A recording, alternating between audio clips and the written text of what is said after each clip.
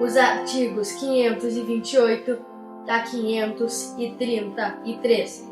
Cumprimento da sentença que reconhece obrigação de prestar alimentos.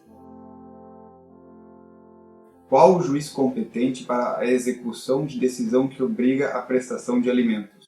Em primeiro lugar, o juiz que proferiu a decisão, mas o credor pode também promover a execução no juízo de seu domicílio, no juízo atual do executado e no juízo em que se encontram os bens, no caso de execução mediante subrogação. Como se procede ao cumprimento de decisão que obrigue ao pagamento de alimentos? Há várias formas para o cumprimento da decisão que obriga a pagar alimentos. A mais efetiva é mediante desconto de rendimentos do executado. Outras formas são a prisão do devedor, a penhora e a arrematação de bens do devedor e a constituição de um capital. Em que casos cabe o desconto de rendimentos? Sendo o executado funcionário público, militar, diretor ou gerente de empresa ou empregado sujeito à legislação do trabalho, o exequente pode requerer o desconto em folha de pagamento da importância da prestação alimentícia. Como se procede para obter o desconto em folha de pagamento? Ao proferir a decisão, o juiz oficia à autoridade, à empresa ou ao empregador, determinando, sob pena de crime de desobediência, o desconto a partir da primeira remuneração posterior do executado, a contar do protocolo do ofício. O ofício deve conter o nome e o número de inscrição no cadastro de pessoas físicas do exequente e do executado, a importância a ser descontada mensalmente, o tempo de sua duração e a conta na qual deve ser feito o depósito. O valor do desconto tem limite ou pode consumir a totalidade dos rendimentos do executado? O valor do desconto não pode ultrapassar 50% dos ganhos líquidos do executado, mas, até esse limite, pode abranger não só a prestação mensal devida, como também valores anteriores, vencidos e não pagos. Em que casos cabe a prisão do devedor para cumprimento da decisão que o obriga a prestar alimentos? O débito alimentar que autoriza a prisão civil do alimentante é o que compreende até as 3 prestações anteriores ao ajuizamento da execução e as que se vencerem no curso do processo.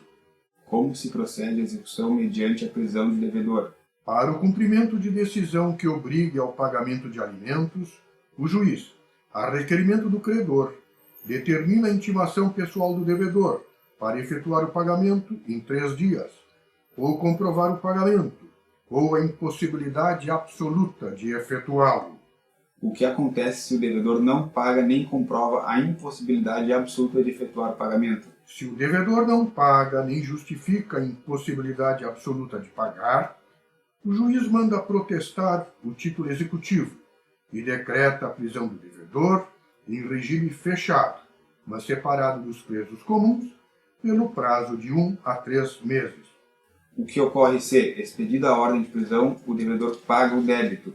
Paga a prestação alimentícia, o juiz suspende o cumprimento da ordem de prisão.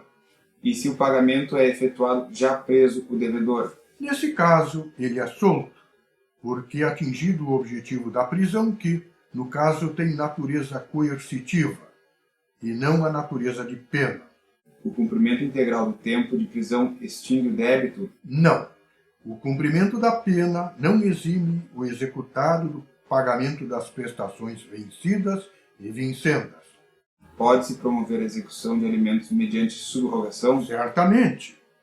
O exequente pode promover o cumprimento da decisão mediante penhora e arrematação de bens, o que, porém, exclui a possibilidade de requerimento de prisão. Recaindo a penhora em dinheiro, o exequente pode levantar mensalmente o valor da prestação, ainda que oferecida em impugnação recebida com efeito suspensivo. Em que caso o devedor é obrigado a constituir capital para pagamento das prestações?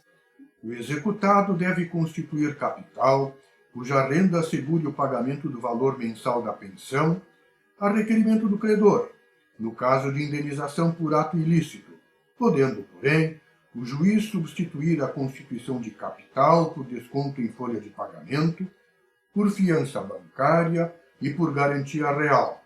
Há alguma diferença entre a execução de alimentos provisória e definitiva? Apenas quanto aos autos em que se realizam.